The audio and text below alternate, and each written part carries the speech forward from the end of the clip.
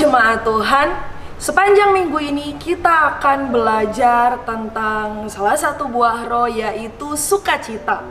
Sebagai perenungan di hari ini, mari kita membaca di Yohanes 15 ayat yang ke-10. Saya akan membacakannya bagi kita semua. Jikalau kamu menuruti perintahku, kamu akan tinggal di dalam kasihku seperti aku menuruti perintah Bapakku dan tinggal di dalam kasihnya.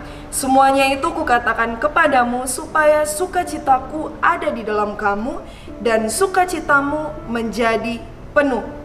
Kata sukacita itu bukanlah sebuah kata yang pasaran atau lumrah di dalam masyarakat secara umum, yang biasanya kita kenal atau orang pada umumnya kenal adalah kata bahagia atau senang. Hari ini saya tidak bermaksud untuk mengajarkan tentang pelajaran bahasa Indonesia bagi kita semua, tetapi yang mau saya tekankan adalah memang kosakata sukacita ini hanya kita kenal di kalangan kita, orang Kristen, dari zaman ke zaman. Namun seringkali juga yang menjadi masalah adalah ketika kita sebagai umat Allah sering salah memahami makna kata sukacita ini dan sering menganggapnya itu sama dengan kata bahagia.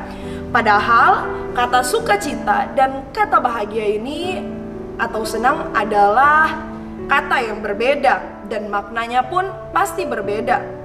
Kalau kita memahaminya lebih dalam, maka kita akan mengetahui bahwa bahagia lebih menunjuk kepada keadaan kita saat kita merespon suatu keinginan yang terpenuhi, atau ketika hal-hal yang menjadi target di dalam kehidupan kita itu tercapai sesuai apa yang menjadi keinginan kita.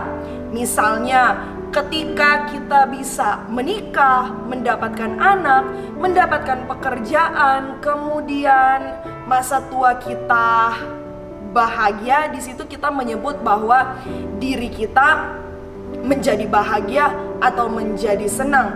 Nah, di sini adalah kata bahagia ketika satu atau beberapa target dalam kehidupan kita itu terpenuhi, atau ketika kita menonton komedi atau musik, kemudian kita bisa merasa senang atau bahagia, dan itu biasanya bersifat sementara.